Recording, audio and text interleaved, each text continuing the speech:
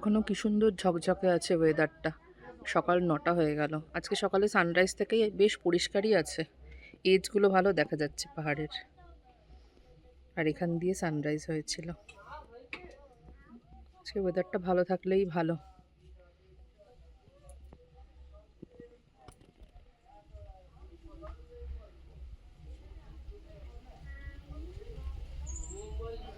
Good morning. আজকে সুন্দর একটা সানরাইজ দিয়ে আমাদের সকাল শুরু হয়েছে এবং আমাদের ভিডিও শুরু হয়েছে। আশা করি ভালো লেগেছে। আজকে আমরা সাইট সিন করবো শিটংয়ে।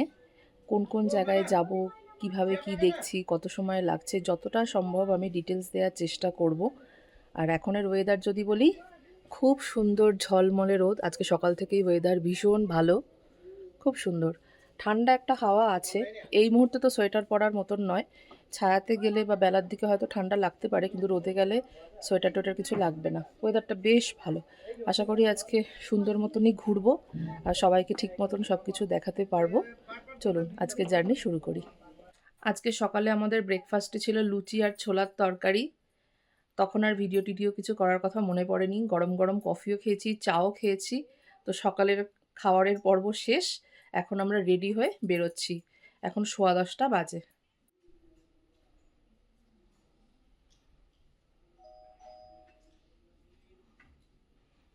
আমরা বেরোচ্ছি এখন সাইট সিনের জন্য। গড়িমসি করে একটু দেরিই হয়ে গেল।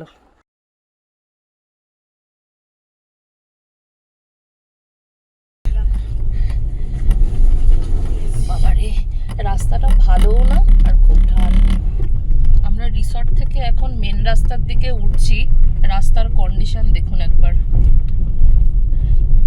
পিচ রাস্তাও নয়, পাথুরের রাস্তা, এবড়ো খেবড়ো। এক এক জায়গায় ভীষণ সংকীর্ণ, খুব চড়াই, খুব বাঁকও আছে। বৃষ্টি হলে ভয়ঙ্কর পিচ্ছিল হয়ে যাবে। বৃষ্টির সময় তো এই রাস্তায় চলাফেরা করাটা খুবই রিস্কি হবে। রাস্তার কন্ডিশন সত্যিই খুব খারাপ। রিসর্টটার লোকেশন ভালো এই পর্যন্ত, মানে লোকেশন ভালো বলতে ওখান থেকে ভিউ ভালো দেখা যায়, কিন্তু মেন রোড থেকে অনেকটা নেমে। জাস্ট আমরা কয়েক মিনিট রিসর্ট থেকে বেরিয়ে কিছুটা ওপরে উঠেছি। রাস্তার কন্ডিশন খুবই খারাপ, প্রপার রাস্তা নয়।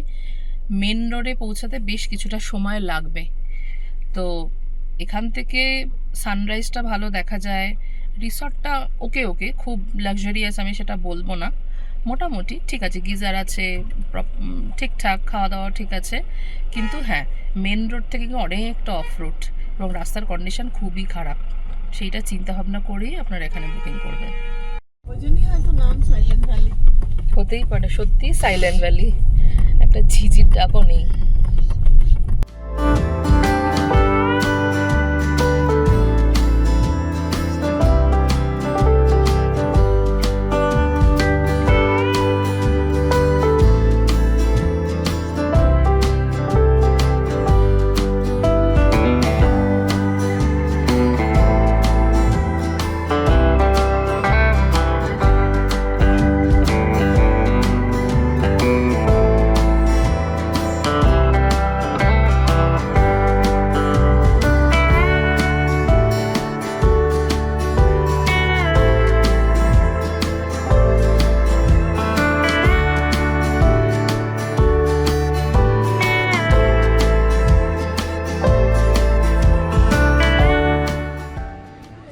জলের আওয়াজ হচ্ছে।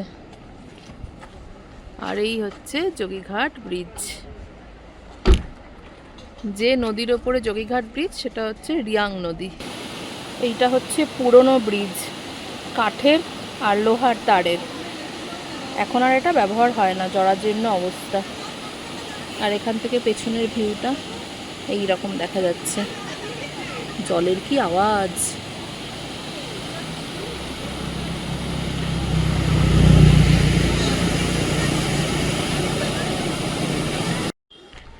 আমরা এই ব্রিজ থেকে নিচের দিকে এই রাস্তাটা দিয়ে নেমে যাচ্ছি।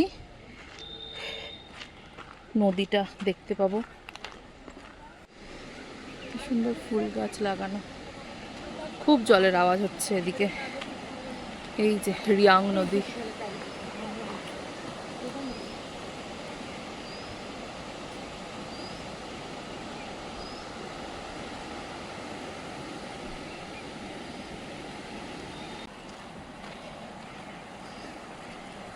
বড় বড় বোল্ডার পড়ে আছে, আমার থেকেও উঁচু বেশি।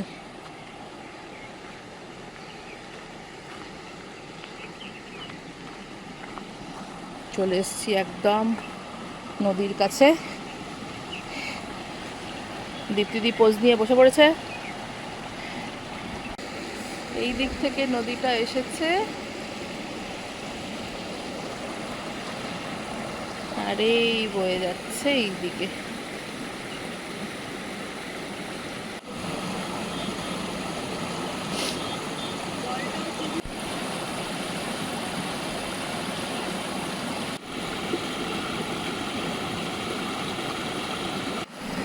এত সুন্দর একটা পরিবেশ, কিন্তু এখানেও মানুষ কিভাবে নোংরা করেছে।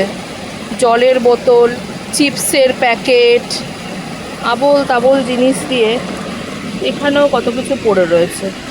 এই যে প্যাকেট, ওখানে আবার একটা জলের বোতল।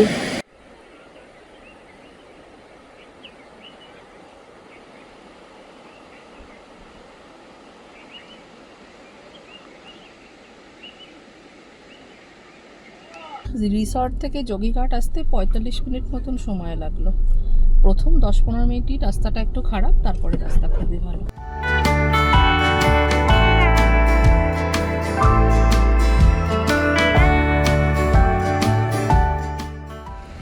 যোগীঘাট থেকে হাফ অ্যান আওয়ার লাগলো। আমরা ওই সিংকোনা প্লান্টেশন টেকার্স হাউস চলে এলাম ওখানে। আর এখানেই একটা, যে ওপরে একটা ট্রি হাউস আছে, ট্রি হাউস অনেকটা ওপরে। চলে এলাম মংপুর রবীন্দ্র ভবনে, যেখানে একসময় রবীন্দ্রনাথ ঠাকুর ছিলেন এবং এখানে বসে তার অনেক লেখালেখি আছে।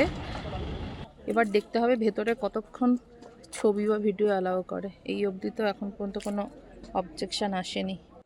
কি সুন্দর ভিউ! এরম জায়গায় বসে থাকলে তো লেখালেখির আইডিয়া আসবেই, এমনিই কবিতা বেরোবে। হ্যাঁ, আমার বেরোবে না সেটা অন্য কথা। এদিকে একটা মিউজিয়াম আছে দেখাচ্ছে, নিচে একটা জলের জায়গা, ওখানেও একটা কি সুন্দর ঘর রয়েছে। টিকিট লাগবে 25 টাকা করে। চলো টিকিট কাটা যাক ভেতরে গিয়ে। টিকিট কাটার এই তো এইদিকে।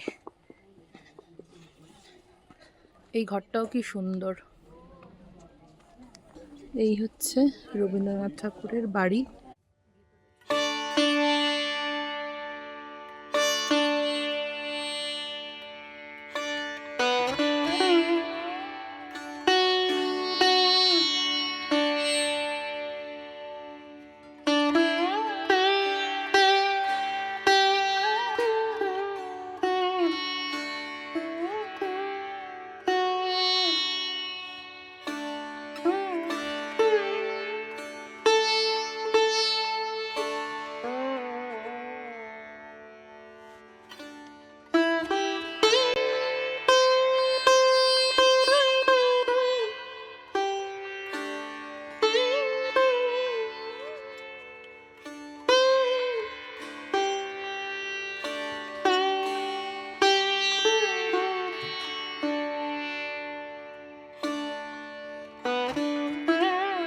কফি,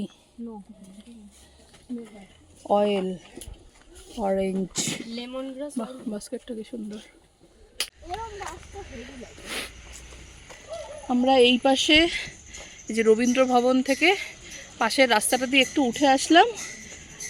শুনলাম এই দিক দিয়ে একটুখানি এগোলেই নাকি সিংকোনার অনেক গাছ দেখা যাবে। আমরা সেই আশাতেই একটু ওপরে উঠে এলাম। ছায়াতে হাঁটলে কিন্তু বেশ ঠান্ডা লাগছে। এটা যে কতটা মোটা, সামনে কম্প্যারিজনের জন্য কিছু না রাখলে বোঝা যাবে না। এই যে এই সবুজটা, এটা বোধহয় 6-7 ইঞ্চি হবে যদি আমি সামনাসামনি দেখি।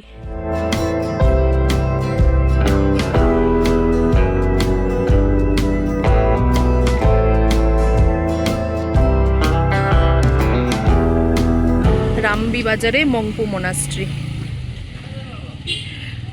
রবীন্দ্র ভবন থেকে জাস্ট একটুখানি কয়েক মিনিট একটু ড্রাইভ করে এগিয়ে এসে এই মোনাস্ট্রিটা। আমরা এখন চলে এসেছি মংপু মোনাস্ট্রিতে, একদম পাহাড়ের ঢালে।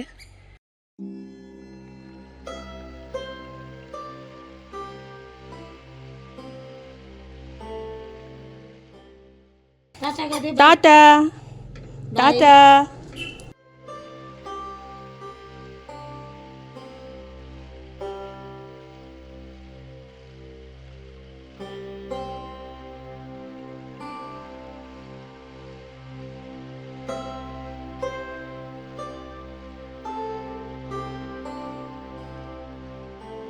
চালের মধ্যে টাকা গোজা, ঘিয়ের গন্ধ। তারা মায়ের মূর্তি কি সুন্দর। মিষ্টি লাগছে মাকে এখানে।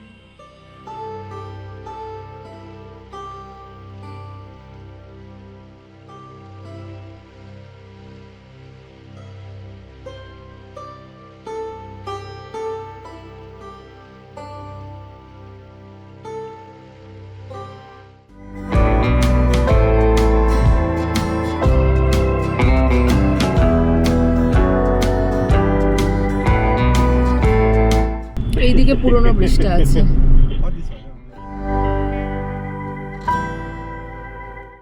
লাঞ্চ টাইম হয়ে গেছে, আমরা লাঞ্চের জন্য ঢুকে পড়লাম।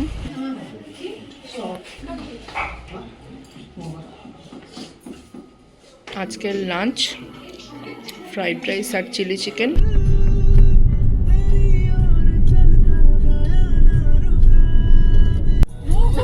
এই কমলা লেবু হয়ে আছে। উফ। আমরা এখন চলে এসেছি লেপচা মোনাস্ট্রিতে। এখানে পেছনের ভিউটা খুবই সুন্দর, দূরে পুরো বরফে ঢাকা পাহাড় দেখা যাচ্ছে, ঝাপসা ঝাপসা। এই হচ্ছে এন্ট্রান্স। ছোটোখাটো লোকাল মোনাস্ট্রি, কিন্তু পুরনো সেটা বোঝা যাচ্ছে।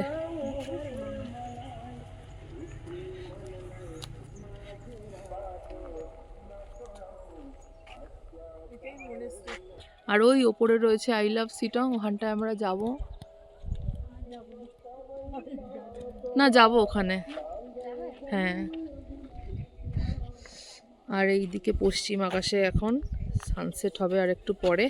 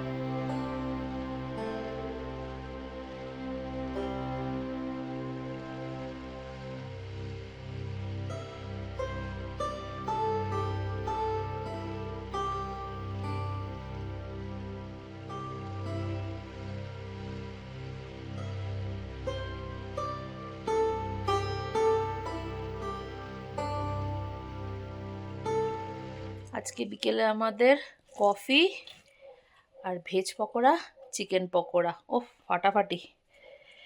শীতে গরম গরম পকোড়া আর কফি। বাবা, আরেকজন তো কম্বল মুড়ি দিয়ে লুকিয়ে লুকিয়ে খাচ্ছে, পকোড়াকেও ঠান্ডা হতে দেবে না।